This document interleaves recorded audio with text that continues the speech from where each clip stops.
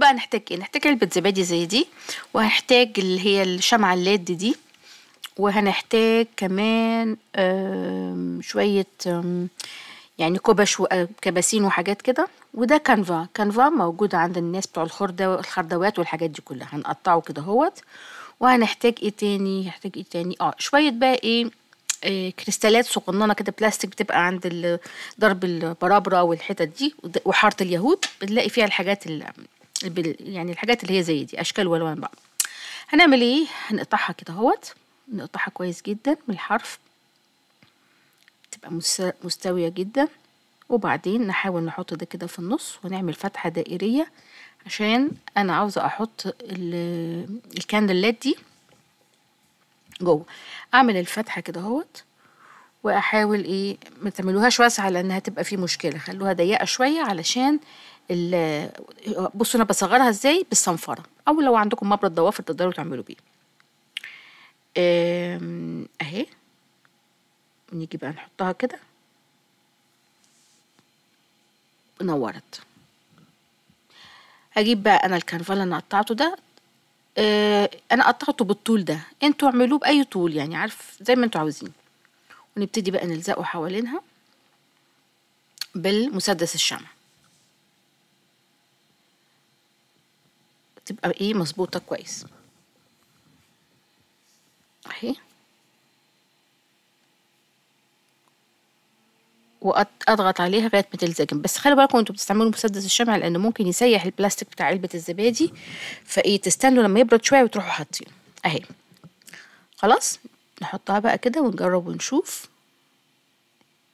تمام. نبتدي بقى ايه نعمل، نديها سبراي. عملتها ذهبي او فضي على حسب ما انتوا عاوزين تعملوا. نجيب بقى الكريستالات الصغننه دي زي ما قلت لكم، جبتها من الوكاله، وابتدي اعلقها واقسم التقسيمات دي واحط مسافات متساويه. يعني عاوزين تكتروا كتروا، يعني المسافات اللي بين كل واحده واحده حطوا في واحده تانية صغيره زي دول كده، فيبقى شكلها حلو. ما تضغطوش عليها جدا علشان تبقى بتتحرك، لو ضغطتوا يعني قفلتوا جامد بالزراديه وكده فتبقى مش بتتحرك، فبيبقى شكلها مش حلو. تمام اهي. نجيب بقى دول انا بجيبهم من المكتبات، ستيكرز، بتبقى كريستالات حقيقيه الوان كتيره، واجيبها وازوق بيها الشاندلير من بره. او انا كنت عاوزه احط فضي، بس ما كانش عندي فضي، وطبعا لو اتحط فضي هيبقى شكلها احلى، بس حطيت الذهبي ده اتس اوكي. وبيلزق منه فيه، استك منه فيه اهي. وابتدي بقى في الفراغات برضو احط برضو نوع صغير من الكريستال كده، دوت اللي هو بيحطوه على الهدوم او بيلزق بالمكوى اهي. طبعا انتوا ممكن تبدعوا يعني، تحطوا افكار تانية وحاجات تانية وكده، وانا بس بوريكوا ايه يعني. اللي عاوز يعمل شاندلير او يعمل نجفة، انا طبعا عاملاها للطقم المذهب بتاعي، بس ممكن يتعمل اشكال تانية اهي. وتلف الحلاوة دي. طيب نيجي بعد كده ده نحاول نقطعه حسب الطول اللي احنا عاوزينه. طبعا انا عشان لو انتوا حاطين مثلا ايه طقم صالون ولا حاجة، يبقى تحاولوا تحطوا دوت مش طويل قوي عشان ما يبقاش نازل مستواه نازل، يبقى مش طبيعي. احاول اعملهم كده 4 اجزاء، دول اللي هنمسك منهم الشاندلير. اضغطهم مع بعض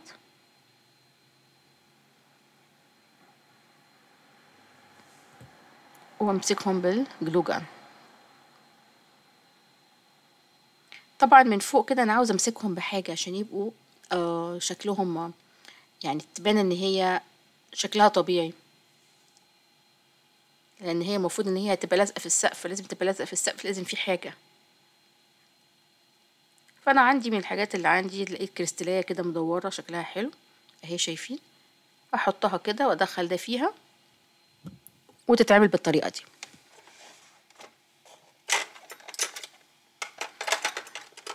واتنيها. طبعا الحاجة بتاع اللي انا حطيتها الاخرانية دي بتاعة الحلقان اهي. كل مرة اقيس المقاس. اجي بقى الاربع اجزاء والزقهم بالجلوجان حتة صغيرة جدا.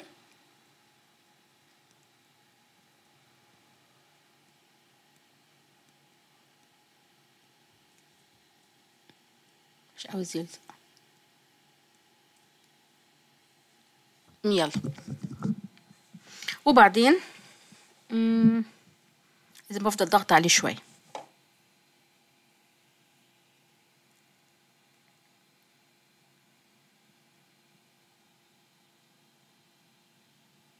اهي شايفين؟ قولوا ما شاء الله ما شاء الله. اهي.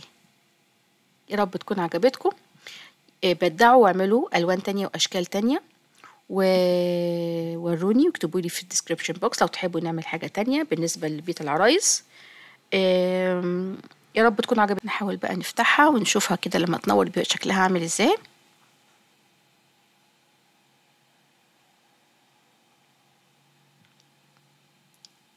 اهي.